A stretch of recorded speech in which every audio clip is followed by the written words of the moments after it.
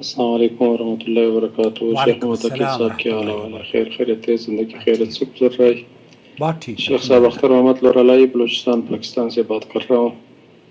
ماشاء اللہ. شیخ صاحب ایک سوال ہے معلومات کے لیے.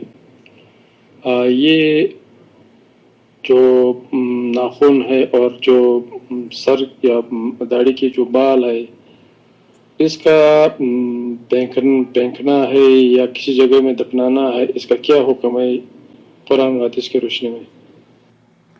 نحمدہ ونصلی علی رسولہ الکریم، اما بعد. بہت سارے لوگ ہیں جو کہ مختلف طریقوں سے بالوں کے بارے میں اظہار خیال کرتے ہیں. ابھی میں دہلی میں تھا گزشتہ ہفتے. وہاں ایک خاتون نے مجھ سے پوچھا کہ بچے کے جو بال ترشواتے ہیں، دراصل وہ اس لیے ترشواتے ہیں 7ویں دن کیونکہ وہ بال گندے ہوتے ہیں. میں نے ان سے پوچھا کہ وہ گندے کیوں ہوتے ہیں؟ کہنے لگی گندے اس لیے ہوتے ہیں کیونکہ وہ ماں کے پیٹ سے نکلتے ہیں. تو میں نے کہا پورا بچہ ہی ماں کے پیٹ سے نکلتا ہے کیا؟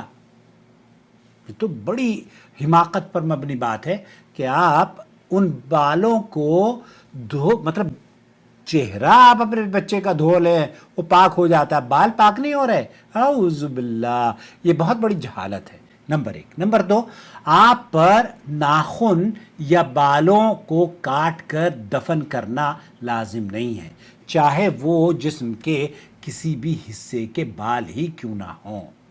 ایک بار پھر سن لیجئے، ناخن اور بالوں کو کاٹ کر دفن کرنا لازم نہیں ہے. اسے آپ کوڑے میں، جب آپ نائی کے پاس جاتے ہیں تو کیا وہ نائی کوڑے میں اس میں دفن کرتا ہے؟ نہیں، وہ تو کوڑے میں ڈالتا ہے نا.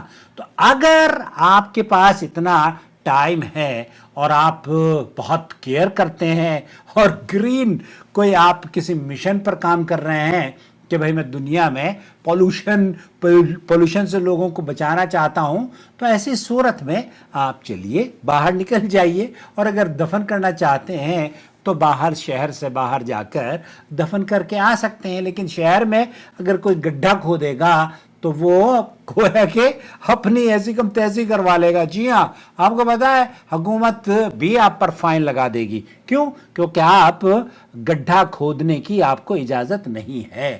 حکومت کی طرف سے بھی آپ غیر قانونی کام کریں گے. تو یہ اگر کوئی یہ کہتا ہے کہ میں دفن کرنا چاہتا ہوں تو کر دیجئے، یہ ایک اچھا عمل ہے. آپ کی نظر میں اگر یہ اچھا عمل ہے تو ہم قابل قبول اس کو سمجھتے ہیں. اہل علم نے بھی اس کو یہ کہا ہے کہ کوئی حرج کی بات نہیں ہے. اس بارے میں کچھ احادیث ہیں جن میں بال اور ناخن دفن کرنے کا حکم، لیکن ایسی تمام احادیث پائے ثبوت کو نہیں پہنچتی اور ان کے اندر صحت اور ضعیف ہیں وہ روایات. بالوں اور ناخنوں کو دفن کرنے کے بارے میں احادیث مختلف اسناد کے ساتھ موجود ہیں. امام بیہقی میں اس کو نقل کیا گیا ہے، لیکن وہ تمام کی تمام احادیث ضعیف ہیں. اور امام احمد بن حنبل کہتے ہیں کہ بالوں اور ناخنوں کو دفن کیا جائے، اور اگر دفن نہ کرے تو اس میں کوئی حرج والی بات نہیں ہے. امام احمد سے یہ بات خلال رحمۃ اللہ علیہ نے اپنی کتاب میں نقل کی ہے. شیخ محمد بن صالح العثیمین کیا کہتے ہیں؟ انہوں نے کہا کہ بالوں اور ناخنوں کو تراشنے کے بعد انہیں دفن کرنے کے بارے میں کسی نے شیخ سے پوچھا تو اہل علم نے بال اور ناخن دفن کرنے کو اچھا اور بہتر عمل قرار دیا ہے کہ آپ اگر گندگی سے بچ سکتے ہیں اور اسے دفن کر دیں تو کوئی حرج کی بات نہیں ہے. اس بارے میں صحابہ کرام سے بھی کچھ آثار ملتے ہیں، لیکن یہ کہنا کہ اگر ناخن اور بال کھلے آسمان تلے پڑے رہیں تو اس سے گناہ ملتا ہے، یہ بے بنیاد اور جھوٹی بات ہے. ایسا کچھ نہیں ہے. تو آپ خلاصہ کلام یہ ہوا کہ اگر آپ بالوں کو دفن کرنا چاہتے ہیں، ناخن کو دفن کرنا چاہتے ہیں، یا کسی بھی گندگی کو دفن کرنا چاہتے ہیں، وہ جو ناف کٹتی ہے جسم کا حصہ بچے کی پیدائش کے بعد، کیا کرتے ہیں بہت سارے لوگ؟ اس کو تھیلی میں باندھ کے کوڑے میں ڈال دیتے ہیں. اتنی ساری کوڑے کی تھیلیاں جہاں بچے پیدا ہوتے ہیں وہ ساری ضائع ہو جاتی ہیں. تو ایسے ہی اگر آپ اس کو دفن کر دیں فبیہا، لیکن اگر آپ اس کو پھینک دیں تو صاف ستھرا رکھنے کے لیے صحیح انتظام کر کے پھینکیں. بہت شکریہ.